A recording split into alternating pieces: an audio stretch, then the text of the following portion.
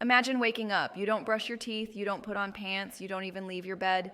You just log in. Your office is a digital jungle gym. Your coworkers are floating holograms. And your boss?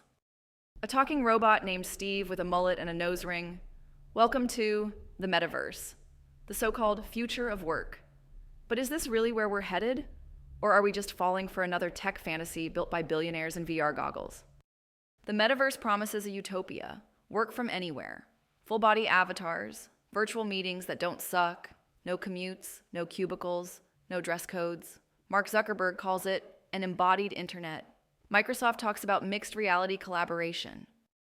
NVIDIA's CEO says it's the next industrial revolution, and on paper it sounds dope. Why be trapped in a boring Zoom grid when you can brainstorm on Mars with your team, sipping code-flavored lattes in zero gravity? But here's the question we rarely ask. Is the metaverse solving real problems? Or just creating new ones to sell us stuff? Let's get real. The average VR headset weighs over a pound. Wearing it for 8 hours straight? That's not productivity. That's a neck workout from hell. Studies show that after 45 minutes in VR, users feel eye strain, nausea, and even derealization. The sensation that nothing is real anymore. Yeah. Sounds super healthy for your mental well-being, right? A 2022 study by Coburg University tested a full workday in VR. The results? Users were 14% less productive, had 42% more frustration, and most of them wanted to quit by lunchtime. The metaverse might let you have a meeting on the moon, sure, but if your brain melts after 30 minutes, was it worth the trip? Now let's talk jobs. We're told the metaverse will create millions of new roles. Virtual architects, avatar fashion stylists, metaverse realtors, digital bartenders? But here's a little secret. Many of these jobs already exist. They're called game developers, 3D artists, and community managers. They just don't wear Oculus headsets while doing it.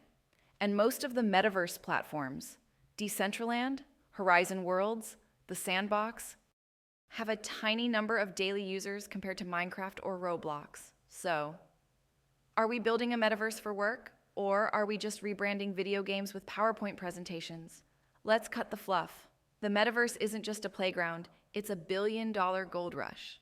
Big tech wants your attention, your data, your digital footprint, and your virtual wallet. Why? Because in the metaverse, everything can be monetized. Your avatar's outfit, that's an NFT. The chair in your virtual office, that's sponsored by IKEA. Even eye tracking data is being harvested to target ads based on where you look. So, when they say future of work, what they really mean is you'll own nothing, even virtually, and we'll sell it all back to you. Working in the metaverse might connect us globally, but what about intimacy, spontaneity, eye contact that doesn't lag? The pandemic taught us something powerful. Zoom fatigue is real. Digital isolation is brutal. And the more connected we become, the lonelier we often feel. Now imagine living your entire 9 to 5 in a pixelated dreamscape, interacting with avatars instead of humans. Is that freedom? Or is it just a beautifully rendered prison? Here's the twist. Yes, the metaverse will be part of the future of work, but probably not in the way Silicon Valley imagines it. Think hybrid. Think optional. Think tools, not replacements.